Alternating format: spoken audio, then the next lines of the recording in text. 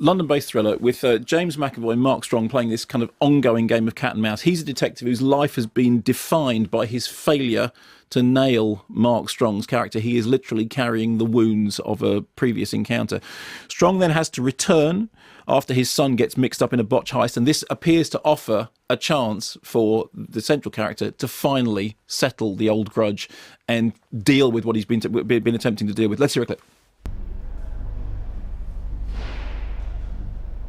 Take it we're not staying here.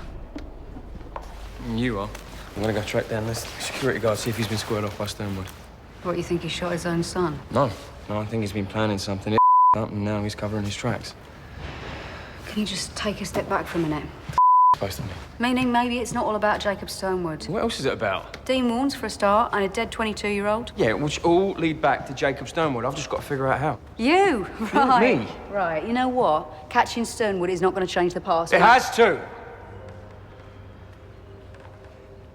Well, I'm always going to be that nobody that got shot in a tunnel and let him get away with it. Listen.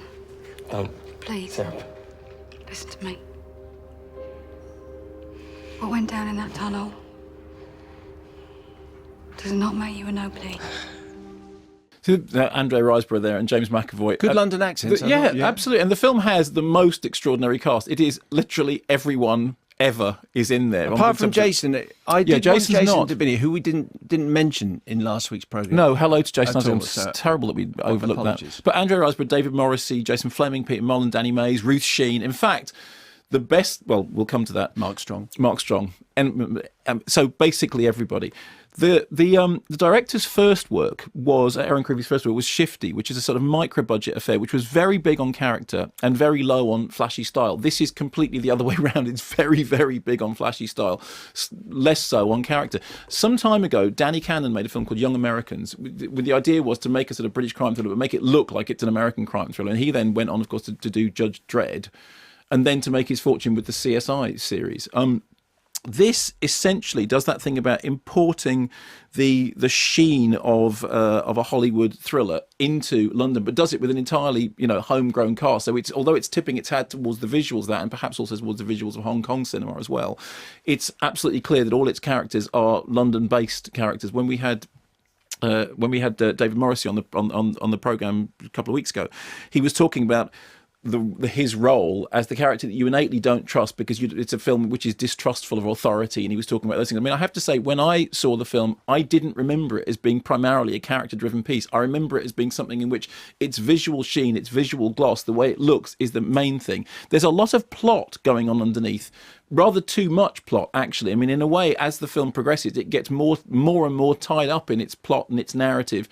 And it's narratively driven at the expense, I think, of properly defined characters. David Morrissey's character actually is one of the stronger elements in it because because he does have this whole thing about as a figure of authority. Therefore, you don't trust him. He's playing this this character that you have a sort of a dual relationship with.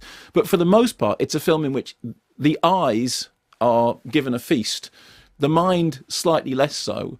The actors are all having a really good time, but it does look like a film in which lining up the shots and making the shots look great was more important than them worrying about what they're saying. Because a lot of the dialogue is is creaky British, police gangster crime thriller dialogue. It's not, it's not remarkable in that way, which is only strange when you look at the director's previous work, and it was so much to do with personality, so much to do with interaction.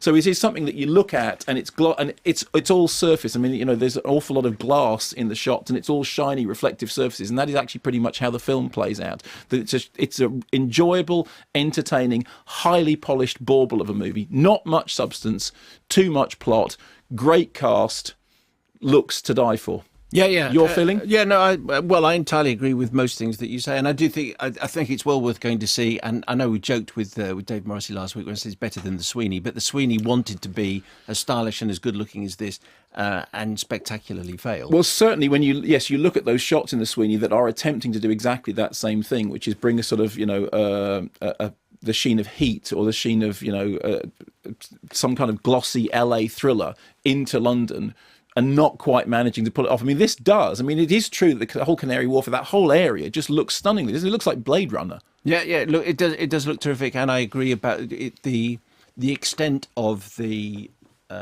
when the story starts to billow out into unexpected areas, you want to say, can you just billow it back in again? inhale your billow, Yes. please, and just stop now.